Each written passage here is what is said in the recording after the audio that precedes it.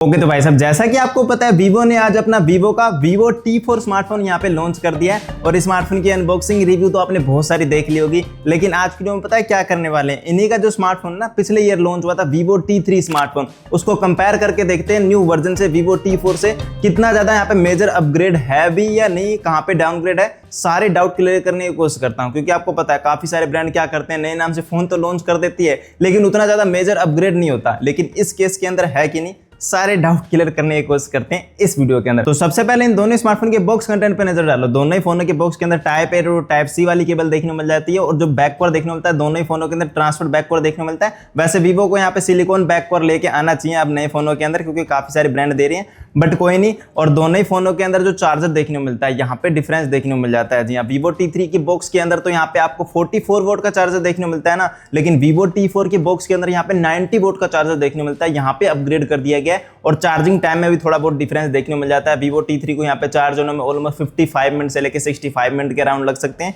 और यहाँ पे Vivo T4 को चार्ज होने में ऑलमोस्ट यहाँ पे 60 मिनट से लेकर 70 या 75 मिनट के अराउंड लग सकते हैं। अब चार्जिंग टाइम में इतना ज्यादा डिफरेंस इसलिए नहीं देखने को मिलता ना, क्योंकि यहाँ पे Vivo T4 के अंदर ना बड़ी बैटरी का यहाँ पे यूज किया गया। 7300 mAh की बड़ी बैटरी देखने को मिल जाती है, मान सकते हो इसमें पावर बैंक ही घुसा दिया है। और Vivo T3 के अंदर आपको 5000 mAh की बड़ी बैटरी देखने को मिल जाती है। तो यहाँ पे चार्जर के साथ यहाँ पे बैटरी भी यहाँ पे बड़ी दे दी गई है, तो यहाँ पे भी अपग्रेड कर दिया गया है। वैसे मैं बात करूं इन दोनों स्मार्टफोन की प्रोक्सिमिटी सेंसर की, दोनों ही फोनों के अंदर वर्चुअल प्रोक्सिमिटी सेंसर देखने को मिलता है। जैसे ही मोशन करते हो तो वर्क करता है। मैंने जितनी बार भी यूज किया तो मोशन करने में वर्क करता है, वैसे कोई दिक्कत वाली बात नहीं है। और इन दोनों स्मार्टफोन की कनेक्टिविटी की बात करूँ ना, तो यहाँ पे भी थोड़ा बहुत यहाँ पे अपग्रेड किया गया है T4 के अंदर। जी हाँ, T3 के अंदर तो यहाँ पे Wi-Fi 5 देखने को मिलता है, और T4 के अंदर Wi-Fi 6 देखने को मिलता है इस बारी। और ब्लूटूथ वर्जन की बात को तो 5.3 देखने को मिलता है T3 के अंदर, और T4 के अंदर ब्लूटूथ वर्जन 5.4 देखने को मिल जाता है। और 5G बैंड की बात करूं तो T3 के अंदर 8 5G के बैंड देखने को मिलते हैं, और T4 के अंदर यहाँ पे 10 5G के बैंड देखने को मिल जाते हैं। तो कनेक्टिविटी के मामले में थोड़ी थोड़ी चीजें यहाँ पे इंप्रूवमेंट की गई है,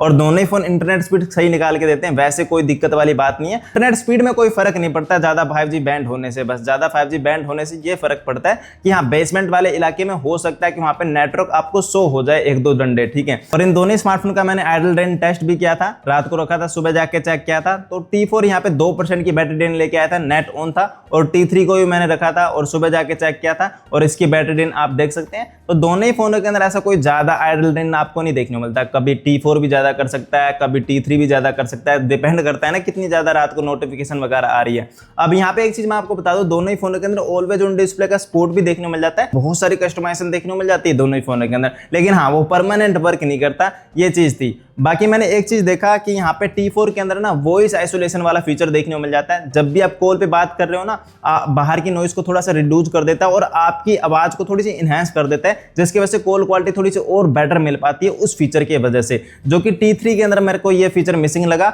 बाकी दोनों ही फोन के अंदर ना कॉलिंग के लिए बॉटम साइड में तो माइक देखने को मिलता है, और टॉप साइड में नॉइस कैंसिलिंग वाला माइक देखने को मिल जाता है। जी दोनों ही फोन के अंदर, वहां पे कोई दिक्कत है। अब मैं बात करता हूँ दोनों स्मार्टफोन की परफॉर्मेंस की, कौन सा फोन यहाँ पे अच्छा परफॉर्म कर रहा है, क्या यहाँ पे अपग्रेड किया गया है कि नहीं किया गया। वैसे मुझे पता है डिजाइन एंड इसकी बिल्ड क्वालिटी से स्टार्ट करना था, बट कोई नहीं, परफॉर्मेंस की बात कर लेते हैं। T3 के अंदर आपको देखने मिलता है MediaTek का 7200 वाला प्रोसेसर, लेकिन T4 के अंदर थोड़ा सा अपग्रेड कर दिया गया, स्नैपड्रैगन का प्रोसेसर दे दिया गया, स्नैपड्रैगन का 7S Gen 3 वाला प्रोसेसर। जी हाँ, अंतु स्कोर में उतना ज्यादा डिफरेंस नहीं देखने को मिलता। 8 लाख के नियर बाय आपको अंतु स्कोर देखने को मिलता है T4 के अंदर, और T3 का मैंने यहाँ पे चेक किया 7 लाख के अप्रोक्स यहाँ पे अंतु स्कोर आपको देखने को मिल जाता है। Single core multi core score पे भी नजर डालोगे ना, तो T4 के थोड़े से आपको ज्यादा देखने को मिलते हैं, और स्टोरेज स्पीड भी देखोगे ना तो थोड़े से ज्यादा देखने को मिलते हैं T4 के। इतना जमीन आसमान का फर्क नहीं है स्कोर के अंदर है, लेकिन प्रैक्टिकल लाइफ में कौन सा फोन अच्छा परफॉर्म कर रहा है। स्पीड टेस्ट मैंने किया, BGMI को ओपन किया तो यहाँ पे ओपन कर दिया T4 ने, सबवे सफर को भी ओपन किया तो भी T4 ने ओपन कर दिया,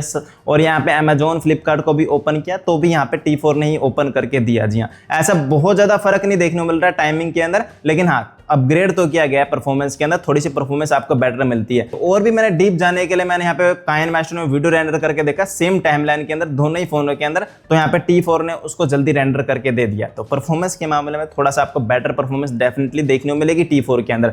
वैसे मैं बात करूँ इन दोनों स्मार्टफोन की गेमिंग परफॉर्मेंस की, जी हाँ, वैसे BGMI ग्राफिक सेटिंग की बात करूँ ना, सेम देखने को मिलती है दोनों ही फोनों के अंदर। स्मूथ प्लस एक्सट्रीम में गेमिंग करवा देते हैं दोनों ही फोनों के अंदर, लेकिन एक ग्राफिक सेटिंग में आपको डिफरेंस देखने को मिलता है। HDR के अंदर एक्सट्रीम का ऑप्शन आपको T4 में में देखने को मिलेगा। और T3 के अंदर HDR के अंदर आपको अल्ट्रा का ऑप्शन देखने को मिलेगा। HDR के अंदर आपको एक्सट्रीम में गेमिंग करनी है तो वो आपको T4 करवा के देगा। बाकी स्मूथ और एक्सट्रीम वाली ग्राफिक सेटिंग तो सेम ही देखने को मिलती है दोनों ही फोनों के अंदर। और जो ऑडियो की ग्राफिक सेटिंग है BGMI की, वो दोनों फोनों की सेम है, अल्ट्रा वाली देखने को मिल जाती है। और वैसे मैंने दोनों ही फोनों के अंदर गेम प्ले करके भी देखा। T4 के अंदर जब मैंने गेम प्ले किया नूसा मैप के अंदर तो 56 के आसपास एवरेज FPS स्कोर निकल के आया था स्टेबिलिटी के मामले में। और T3 की मैं बात करूं तो यहाँ पे एवरेज FPS स्कोर नूसा के अंदर 50 FPS के आसपास देखने को मिला था। तो वैसे तो स्टेबिलिटी दोनों ही फोनों की सही है, कंपेयर कर रहे हैं तो थोड़ी सी आपको स्टेबिलिटी बेटर मिल रही है यहाँ पे T4 की। जी वैसे एक बात आपको और बताना भूल गया था, दोनों ही फोनों के अंदर किसी भी ऐप को ओपन या क्लोज करोगे ना तो दोनों ही फोनों के अंदर ऐप एनिमेशन देखने को मिल जाएंगे, ओपनिंग भी एंड क्लोजिंग भी।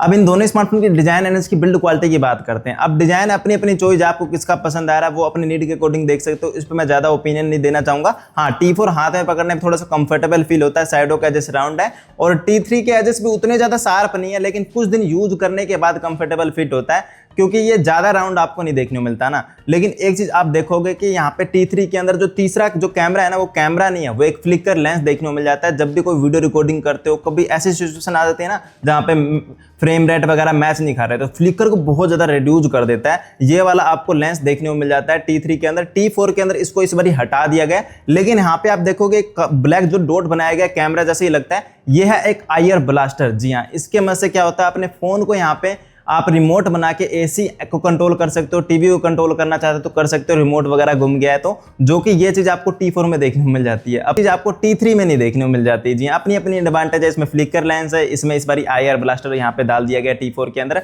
बाकी मैंने दोनों स्मार्टफोन का वेट चेक किया ना तो 201 ग्राम के आसपास वेट देखने को मिल जाता है यहाँ पे T4 का। बड़ी बैटरी होने के बावजूद भी वेट काफी अच्छी तरीके से मैनेज किया हुआ है। और T3 की वेट की बात को तो इसका वेट यहाँ पे 186 ग्राम का देखने को मिल जाता है। और दोनों स्मार्टफोन की थिकनेस या स्लिमनेस की बात को, दोनों फोन ना ही ज्यादा स्लिम देखने को मिलते हैं, ना ही ज्यादा आपको मोटे देखने को मिल जाते हैं। ठीक ठाक मिड रेंज वाला आपको स्लिमनेस देखने को मिल जाता है दोनों ही फोनों का। और वैसे एक बात आपको और बता दूं, दोनों ही फोनों का जो बैक पैनल है प्लास्टिक पॉलीकार्बोनेट का आपको देखने को मिल जाता है। और दोनों ही फोनों के साइडों के फ्रेम मेटी फिनिशिंग के साथ आते हैं, ये भी आपको प्लास्टिक का ही देखने को मिल जाता है। और दोनों ही फोनों के अंदर यहाँ पे टाइप सी का पोर्ट देखने को मिलता है, USB 2.0 वाला ही देखने को मिल जाता है। और दोनों ही फोनों के अंदर सिम स्लॉट में आपको डिफरेंस देखने को मिलता है। T4 के अंदर ड्यूल सिम का स्लॉट देखने को मिलता है, SD कार्ड नहीं लगा सकते। लेकिन T3 के अंदर अच्छी बात ये थी ना कि आप 2 सिम लगा सकते हो, अगर SD कार्ड आपको बाई चांस लगाना है तो 1 सिम और 1 SD कार्ड लगा सकते हो। बाकी मैं बात करूं, दोनों ही फोनों के अंदर 3.5 का ऑडियो जैक आपको नहीं देखने को मिलता, लेकिन अलग से कन्वर्टर बाय करके 100-150 का आप वायर वाले ईयरफोन का यूज कर सकते हो, उसका सपोर्ट देखने को मिल जाता है। वो मैंने चेक करके देखा था, वहां पे आपको कोई दिक्कत नहीं है।